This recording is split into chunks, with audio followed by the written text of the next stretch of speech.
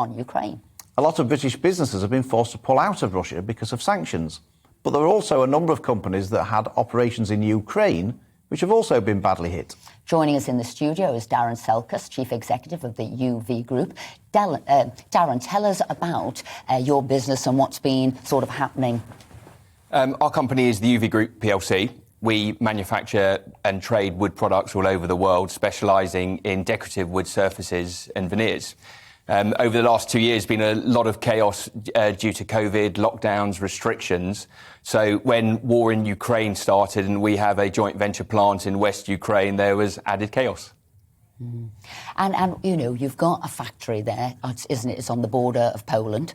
And how have the staff been? What's happening to the factory? Can you still work there? I mean, what is going on in your factory? Well, fortunately, we're about 500 kilometres away from where the ground fighting is going on. So there's no physical attacks going on the ground, but there are air attacks and missile strikes in the region. But there's a tremendous amount of fear. Our people are scared for what's happening now, their families, their futures, and life is far from normal. Some of the people from our factory have gone off and volunteered to fight. Others have volunteered as medics and gone off to those hot zones and helping the wounded. So there's not a good feeling at our plant, and people are very, very scared. We aren't able to run properly. I mean, one of the dangers is we used to run the plant 24/7, but now we can't have light escaping the factory at night because it would make us a possible target. So we're only working daylight hours. And during those daylight hours, the people are far from working normally. You know, they have other things on their mind. How many people do you employ there? 350. Gosh. And see, people don't think about this, do they? That, you know, where you would have got sort of wood for, whether that's windows, laminate floors, furniture, wood frames, whatever it is, a whole construction industry. People don't think that those factories are in these parts of the world and now the staff can't work there. So what impact is all that going to have coming forward on the prices of, as I said, flooring, construction, DIY, furniture? Well, we manufacture a raw material that's used we sell business to business. And we sell to British companies, for example, making doors or furniture or panels, and all of that ends up in construction. So it's quite a long supply chain.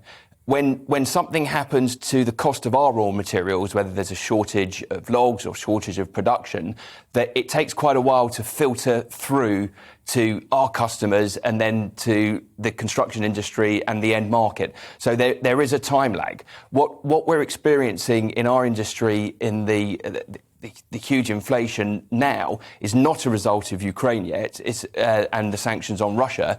It's a result of what happened over the last 2 years and the lockdown. So our industry is already on its knees. So when you add something else in, like what's happening in Ukraine, and Russia was the third biggest timber exporter in the world, and there's sanctions on them, and quite frankly, nobody wants to buy Russian products anymore. So when those items are gone, you have to replace it with something else.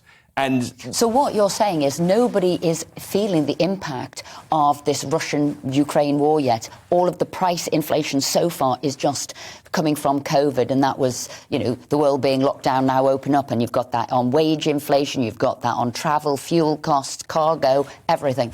Fuel was almost immediate because everyone knew that oil and gas comes from Russia and through Ukraine.